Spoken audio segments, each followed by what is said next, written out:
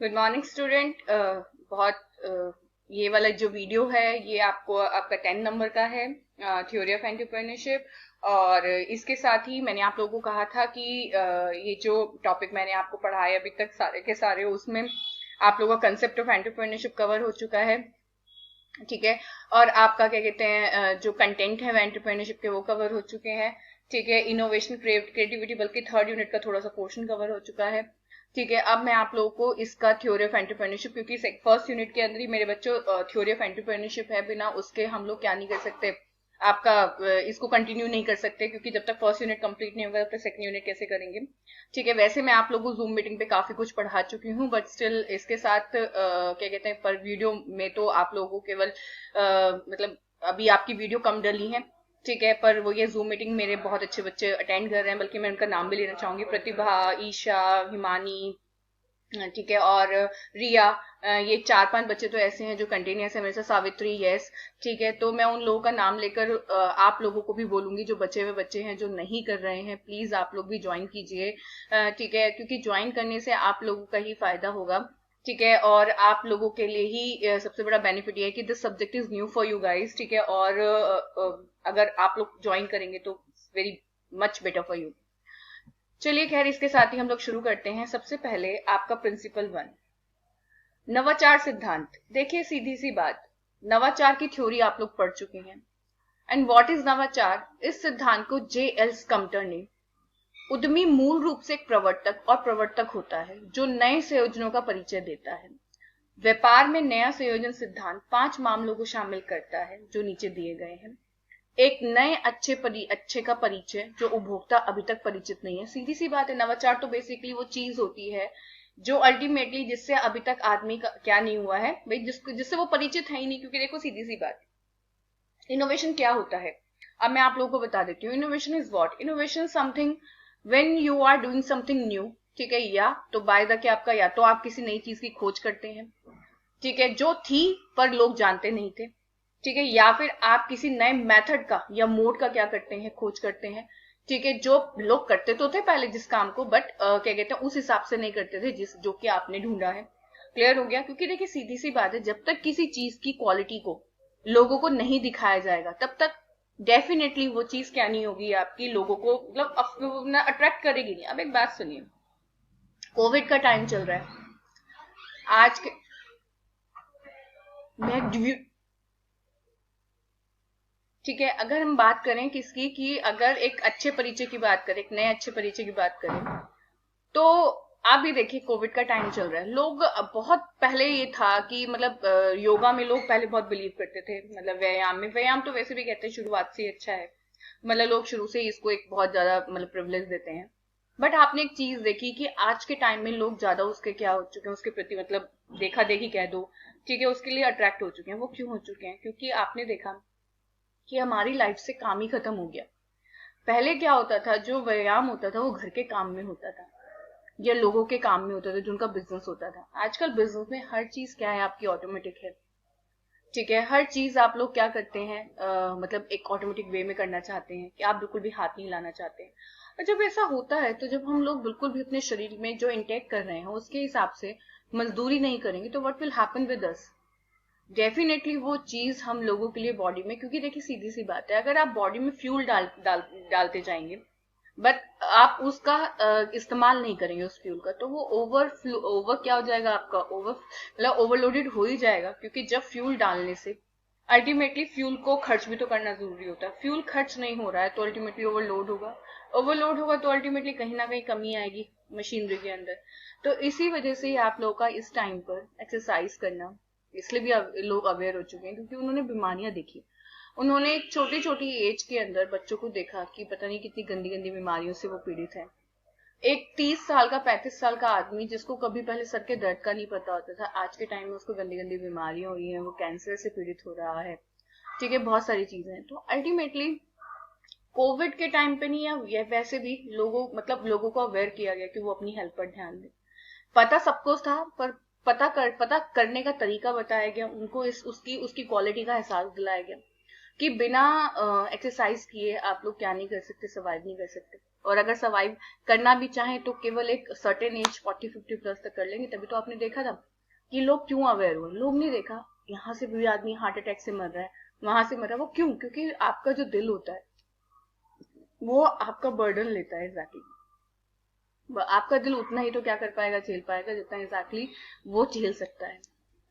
Next आपका उत्पादन की एक नई विधि की शुरुआत, जो मैंने अभी आपको बताया, द वे ऑफ द क्या आपका मोड ऑफ न्यू थिंग, ठीक है, प्रोसेस, जो संबंधित निर्माण की शाखा में अनुभव द्वारा अभी तक परीक्षण नहीं किया गया था, जिसे किसी भी तरह की आवश्यकता नहीं है, एक वैज्ञानिक रूप से एक नए पर स्थापित किया जा सकता है और एक वस्तु को संभालने के लिए नए तरीके से भी मौजूद हो सकता है व्यवसायिक रूप में।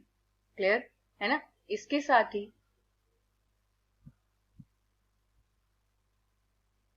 साथ ही अगर हम देखें, जो हमारा फर्स्ट है, जो नवाचार का सिद्धांत, वो क्लियर हो जाता है। ठीक है, अब जैसे नेक्स्ट इसने क्या बोला, क्योंकि इसने सेकंड दो तक दिए थे, एक नया बाजार यानी एक बाजार का क्या कहते हैं उद्घाटन, जिसमें देश के निर्माण की विशेष शाखा विचाराधीन है। पहले इस बाजार में प्रवेश किया है या नहीं? ठीक है, लिखा है ना, एक नया बाजार यानी एक बाजार का उद्घाटन जिसमें देश के निर्माण की विशेष शाखा विचाराधीन है। पहले इस बाजार में प्रवेश किया है या नहीं? नेक्स्ट, कच्चे माल या आधे निर्मित माल की आपूर्ति के एक नए स्रोत की विजय। बिल्कुल सही बात है, क्योंकि आपको पता है कि अगर कोई बंदा जिससे हम माल लेते हैं वो अपनी मोनोपोली क्रिएट कर ले, तो उससे क्या क्या नुकसान होता है? उससे ये होता है कि वो अब हमें उसकी टर्म्स एंड कंडीशन पर ही चलना पड़ता है। तो क्यों ना हम नए सोर्स का क्या करें, भाई खोज करें, जिससे लोगों को पता चले कि यहाँ से भी ये चीज मिल सकती है, भले ये स्रोत पहले से मौजूद। बिल्कुल ऑब्वियसली, क्योंकि मैं आपको बता दूं, एंटरप्रेन्योरशिप के अंदर क्रिएटिविटी और इनोवेशन होता है, इन्वेंशन नहीं होता है। इन्वेंशन होता भी है तो उसको लोग समझते हैं इन्वेंशन, बट एग्जैक्टली वो इन्वेंशन नहीं होता, क्योंकि जो इन्वेंशन करेगा वो तो वैज्ञानिक हो जाएगा। एंटरप्रेन्योर कभी वैज्ञानिक नहीं होता। एंटरप्रेन्योर तो वो बंदा होता है जो नए तरीकों को ढूंढकर, नए तरीके से कर कर लोगों को बताता है ये चीज ऐसे भी इस्तेमाल की जाती है। किसी भी उद्योग के नए संगठन से बाहर निकलना, जैसे एकाधिकार, देखो मैंने अभी आप लोगों को बताया था कि मोनोपोली, क्योंकि आप लोगों को पता है कि हमें मोनोपोली को क्या करना है, खत्म करना है। मोनोपोली जब तक नहीं टूटेगी तब तक अल्टीमेटली आपका शोषण होता रहेगा, क्योंकि मोनोपोली का टूटना इज वेरी मस्ट। नेक्स्ट आपका उपलब्धि सिद्धांत की आवश्यकता। यह सिद्धांत डेविड द्वारा विकसित किया गया था, क्योंकि देखिए सीधी सी बात है, एक एंटरप्रेन्योर तभी एक एंटरप्रेन्योर है जब वो ना केवल क्या करे, कोई नई चीज बनाए, बल्कि उससे क्या कहते हैं, जो आज का एनवायरनमेंट है उसमें उपलब्धि भी क्या करे, स्थापित करे। तो मैकलैंड ने खुद को आर्थिक विकास और इससे प्रभावित करने वाले कारकों से संबंधित किया। इस संदर्भ में वह आंतरिक कारकों को खोजने की कोशिश करता है, यानी मानवीय मूल्यों और मकसद जो मनुष्य को अवसरों का फायदा उठाने के लिए अनुकूल है, व्यापार स्थितियों का लाभ उठाने के लिए प्रेरित करते हैं। यही कारण है कि वह उद्यमी भूमिका की नवीन विशेषताओं को महत्व देता है ना?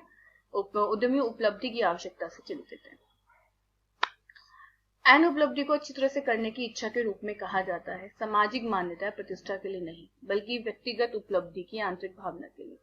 एन उपलब्धि का मकसद जो उद्यमी के कार्यों का मार्गदर्शन करता है, क्योंकि देखिए सीधी सी बात है, जब कोई उद्यमी, जब कोई क्या कहते हैं आपका एंटरप्रेन्योर कोई काम करता है, ठीक है, तो डेफिनेटली उसको एक इंस्पिरेशन की, डायरेक्शन की जरूरत होती है। क्योंकि देखिए सीधी सी बात है, अगर हर कोई, अब इसका एग्जाम्पल कैसे मैं आपको बता दूं, क्या हुआ, मैं आपको एक मेंढक की स्टोरी बताती हूँ, जो मैंने जूम मीटिंग में भी बताई है आप लोगों को, कि एक बार एक मेंढक लगातार तरीके से, मतलब कई सारे मेंढक कई मतलब एक पीक था उसके ऊपर चढ़ने की कोशिश कर रहे थे, बट नीचे कुछ खड़े जो मेंढक थे, बैठे हुए मेंढक थे, वो बार बार जो अदर मेंढक थे उनको क्या कर रहे थे, मतलब फोर्स कर रहे थे, मतलब उनको बार बार कि नहीं तुम चढ़ नहीं पाओगे, नहीं चढ़ पाओगे। इस चक्कर में कई सारे मेंढक कोशिश कर करके वापस नीचे बैठ गए। बट वन ऑफ द क्या आपका वन फ्रॉग, वो लगातार चढ़े जा रहे थे, गिरता था दोबारा चढ़ता था, गिरता था दोबारा चढ़ता था, और ऐसा करते करते वो गिर के वो सीधा कहाँ पहुंच गया, आपका सबसे ऊपर पहुंच गया। ठीक है, तो उससे बेसिकली ये हुआ कि उसके लिए मार्गदर्शन उसका क्या बना, उसका खुद का आत्मबल बना। पर वही कहना कि हर किसी के पास इतना आत्मबल नहीं होता कि वो क्या कहते हैं उस तरह से व्यवहार करे जो कि एक उद्यमी को करना चाहिए, क्योंकि उद्यमी को बेटा क्या होती है, इंस्पिरेशन की और हर तरह से सामने वाले बंदे से प्रेरित होने की जरूरत होती है। तो उच्च एन उपलब्धि वाले लोग उद्यमशील तरीके से व्यवहार करते हैं, इसलिए आर्थिक विकास के उच्च स्तर को सुनिश्चित करने के लिए व्यक्तियों के बीच एन उपलब्धि विकसित करना बेहतर है। व्यवहार में एन उपलब्धि का उद्देश्य बाल पालन प्रथाओं के माध्यम से विकसित किया जाता है, जो क्योंकि सीधी सी बात है, एक तरह से एंटरप्रेन्योर के लिए वो जो बिजनेस है वो बच्चा ही तो है। क्योंकि जिस तरह से बच्चे को हर चीज सिखाई जाती है, समाज के बारे में उसे अवगत कराया जाता है, समाज की जितनी कुरीतियां हैं उससे दूर रखा जाता है, इनफैक्ट उसको समाज के अंदर जो भी उसके सामने चैलेंजेस आने वाले होते हैं उससे उसको पहले से स्ट्रांग बनाया जाता है। क्यों हम जब बच्चा होता है छोटा उसको हर चीज से बचा कर रखते हैं, और क्या कहते हैं, जब वो डेवलप स्टेज में होता है तो हम उसको प्रॉपर डाइट देते हैं, सब कुछ देते हैं, जिससे जब समाज की गलत गलत चीजों से वो क्या करेगा, इंट्रैक्शन करेगा, तो उसके पास इतनी उसकी स्ट्रांग इम्यूनिटी और इतनी स्ट्रांग पावर होनी चाहिए जिससे वो अल्टीमेटली क्या कर पाए, आगे बढ़ पाए। तो ये एंटरप्रेन्योर होता है जो बेसिकली इस तरह का एटीट्यूड रखता है कि टुवर्ड द क्या आपका ऑर्गेनाइजेशन। ठीक है, लिखा है ना, जो उत्कर्षता, भौतिक गर्मी, आत्मनिर्भरता, प्रोटेक्शन, प्रशिक्षण और निम्न पिता प्रभुत्व के तनाव मानकों के पे आधारित है। ठीक है, इसके साथ ही मेरे बच्चों हम लोग अपनी इस क्लास को खत्म करते हैं और हम लोग जूम मीटिंग पर मिलेंगे इसके बाद। अगर आप लोगों को कोई प्रॉब्लम हो तो डेफिनेटली आस्क मी।